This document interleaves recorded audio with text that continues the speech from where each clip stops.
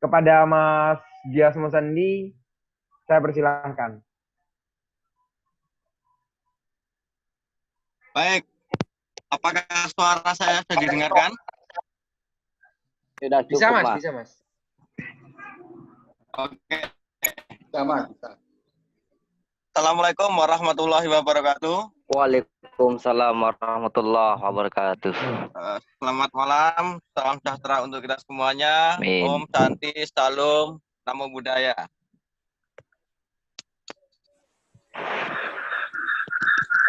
Kami ucapkan terima kasih buat kawan-kawan di PMII dan GMNI di UNY. Ini tema yang diberikan kepada saya. Oh ya, saya mohon maaf, ini saya lagi perjalanan ke Jawa Timur. Jadi saya di dalam mobil. Nggak apa-apa ya. Kalau suaranya bisa putus-putus, itu harap dimaklumi. Karena saya sedang di dalam perjalanan. Siap, Mas. Siap. Baik. Yang pertama bicara tentang kontroversi RUU-HIP ini. Yang pertama saya ingin meletakkan beberapa isu. Tadi sudah dikatakan tentang TAP MPRS nomor 25 tahun 66 tentang konsideran tidak dimuatnya konsideran tentang larangan Partai Komunis Indonesia. Terus yang kedua tentang pasal 7 di mana ada sebuah tafsir orang bisa menafsirkan beragam dengan sesuai dengan perspektif pandangannya dengan nalarnya yang dibangun dengan keilmuan ataupun dengan hal yang mereka miliki masing-masing sehingga menimbulkan tafsir yang beragam. Terus yang ketiga itu adalah tentang persoalan apakah dengan adanya RUU-HIP ini itu mendegradasi Pancasila sebagai dasar negara. Ada yang mengatakan, ada pendapat yang menyatakan bahwa ini mengkerdilkan Pancasila, bahwa ini akan mengganti Pancasila. Nah, kira-kira poin pembicaraan saya yang pertama adalah untuk menjawab beberapa pertanyaan itu. Satu, apakah RUU ini akan menggantikan Pancasila sebagai dasar negara? Terus yang kedua, menjawab pertanyaan dari rumusan Juminar ini, kontroversi ini perlukah? Nah, saya akan memulai menjawab pertanyaan pertama. Apakah benar undang-undang ini akan menggantikan Pancasila? Yang pertama, jelas kita harus membawa kerangka berpikir bahwa Pancasila itu dasar negara yang tertuang di dalam pembukaan Undang-Undang 1945, khususnya dalam pembukaan, khususnya di alinea keempat. Ketika dia sudah diterjemahkan di dalam pembukaan, artinya dia sudah sah menjadi sebuah dasar negara Republik Indonesia. Nah, status hukum daripada dasar negara ini adalah dia akan menjadi segala sumber hukum. Dia akan menjadi ideologi dan dia perlu diterjemahkan oleh pemerintahan negara Republik Indonesia.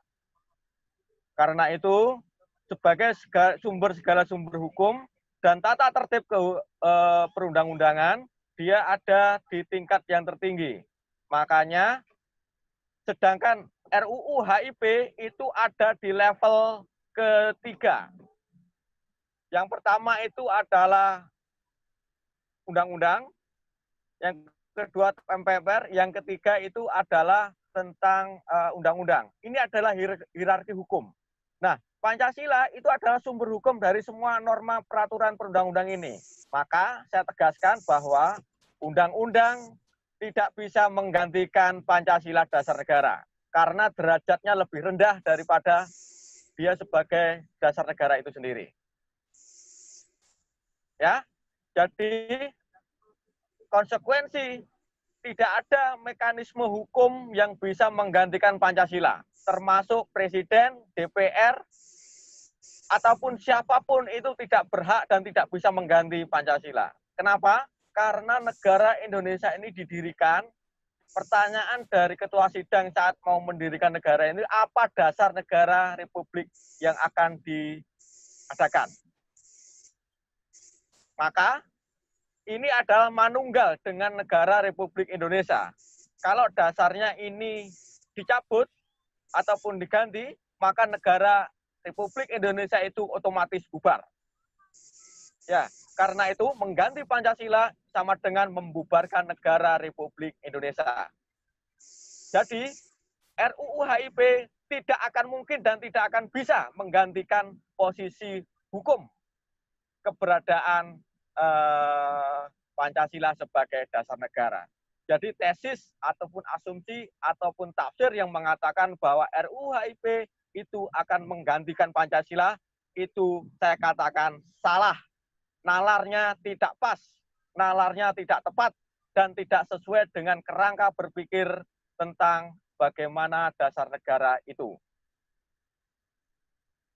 Kedua, saya ingin masuk ke wilayah tentang kontroversi. Ya, kontroversi. Bagaimana? Perlukah kontroversi ini? Kontroversi itu, ya, kontroversi itu dalam kajian sebuah keilmuan ada sebuah tafsir. Ilmunya itu adalah hermeneutik. Hermeneutika atau hermeneutik ini akan menjelaskan bagaimana yang namanya menafsirkan segala sesuatu. Kita pasti, ya ini kan juga banyak anak-anak muda, kita akan menafsirkan cantik itu seperti apa. Orang mempunyai tafsir yang macam-macam. Ya, di zaman bapak saya mungkin ya, orang cantik itu orang yang pintar masak.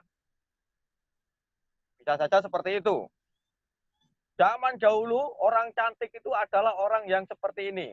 Hari ini orang cantik bisa didefinisikan bahwa dia yang putih dan seterusnya. Nah, artinya apa? Tafsir sesuatu itu sesuai dengan teks dan konteksnya. Karena itu setiap orang akan mempunyai tafsir sendiri-sendiri. Maka kontroversi ini harus diletakkan sebagai pengayaan dan sebagai pergulatan pemikiran. Itu tidak apa-apa. Kontroversi itu bagi saya tidak ada masalah selama ada rambu-rambunya. Rambu-rambunya itu adalah apa? Kita berpendapat boleh, karena kita adalah negara demokrasi, sesuai sila keempat misalnya. Kita boleh, kita menjamin orang untuk berkumpul dan berserikat. Tapi di sana juga kita batasi bahwa Anda boleh berbeda pendapat, ya pendapat Anda kita hargai, tetapi yang kita larang, yang dilarang oleh negara itu adalah memaksakan kebenarannya, memaksakan pendapatnya bahwa pendapatnya itu yang paling benar. Nah ini yang tidak boleh. Kontroversi itu tidak apa-apa, itu akan menyehatkan. Dia akan membangun sebuah diskursus. Apakah itu perlu? Oh perlu. Ya, karena undang-undang RUU ini ketika akan menjadi undang-undang, dia akan melibatkan banyak publik. Akan berdampak pada semua elemen masyarakat. Sehingga dia butuh ada perdebatan publik, dia butuh kontroversi. Karena itu akan menyehatkan negara kita. Tetapi yang tidak boleh itu adalah ketika berkontroversi negara misalkan, kalian warga negara harus setuju dengan gagasan negara seperti ini. Oh, nggak boleh, nggak bisa. Itu akan negara akan dituding, dia akan memberikan tafsir kebenaran yang mutlak. Bahwa kebenaran itu dimiliki oleh negara. Dan itu akan membawa konsekuensi, akan menjadi sebuah negara otoritarian. Otoriter seperti yang terdahulu. Pun sebaliknya, warga negara ataupun ormas tidak boleh membawa pendapat bahwa pendapat saya ini yang benar, yang lainnya salah. Karena itu ini harus mengikuti keinginan saya.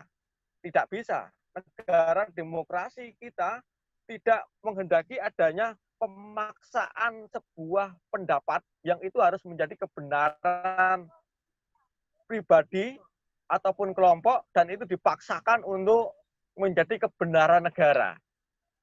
Ya, jadi ada dua level tadi. Kebenaran itu tidak boleh ditafsirkan secara mutlak oleh negara dan tidak boleh dipaksakan.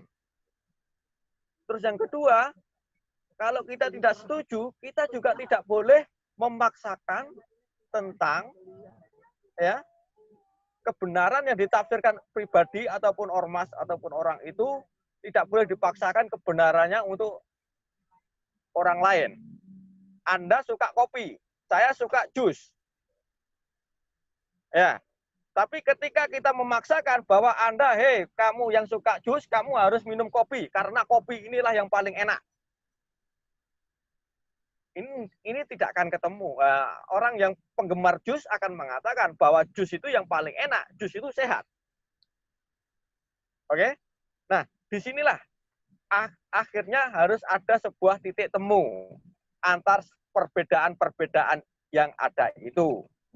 Makanya kemarin tanggal 5 sudah saya kirim kepada teman kita, Rizky. Saya sudah menulis di KR. Tak kasih judul yang namanya titik temu RUU HIP. Ya, di sana apa titik temunya? Yang pertama, ada kalangan masyarakat yang ingin konsideran tentang TAP MPRS tentang pelarangan komunisme itu dicantumkan sebagai konsideran. Yang kedua, pasal 7 dan pasal-pasal lainnya itu dihapuskan. Kemudian pemerintah melalui Pak Menko Polhukam Mahfud MD mengatakan bahwa negara dalam hari ini pemerintah mendengarkan aspirasi masyarakat.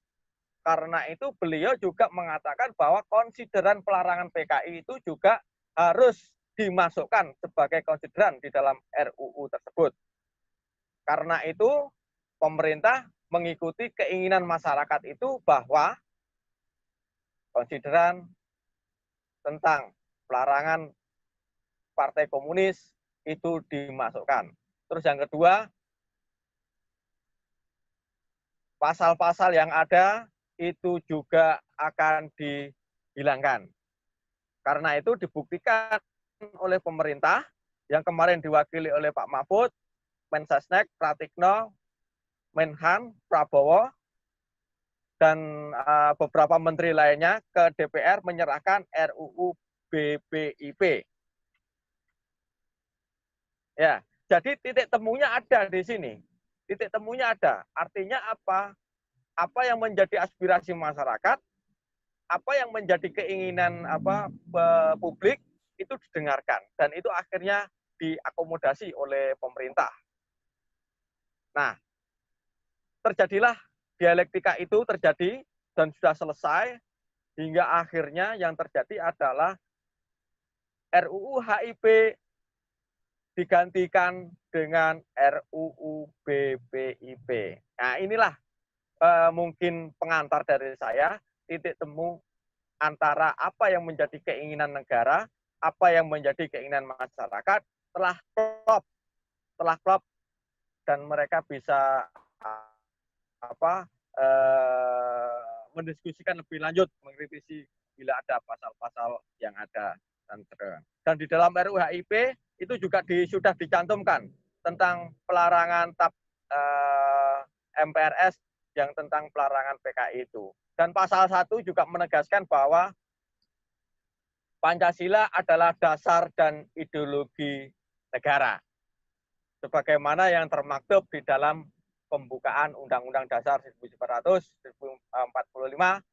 yang disahkan pada tanggal 18 Agustus 1945.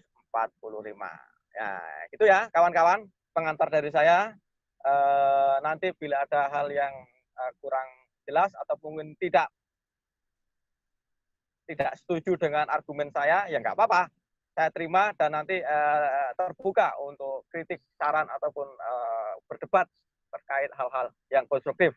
Intinya, memaksakan kehendak itu tidak dibenarkan oleh konstitusi. Baik oleh kebenaran yang dipaksakan oleh negara itu nggak boleh, apalagi juga kebenaran yang ingin dipaksakan oleh warga ataupun juga ormas ataupun partai politik ataupun siapapun.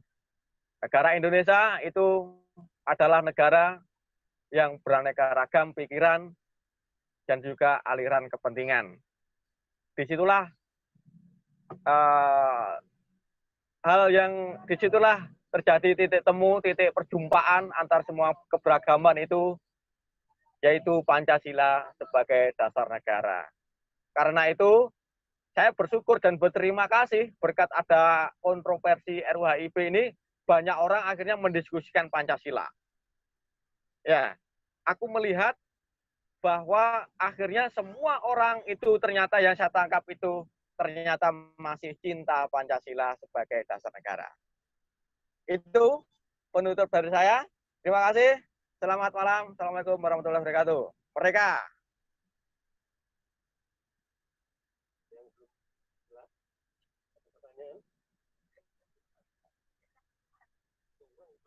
Ya, itulah tadi pengantar yang diberikan oleh narasumber pertama kita, Mas Diasmo Sandi Suwandaru, selaku dari Pusat Kajian Pancasila Universitas Gadjah Mada. Dalam pengantarnya tadi dikatakan bahwasannya asumsi-asumsi publik mengenai tuduhan bahwasannya kemungkinan terjadi pergantian Pancasila itu sendiri itu secara mutlak dikatakan nihil oleh Mas Diasmo Sandi, bahwasannya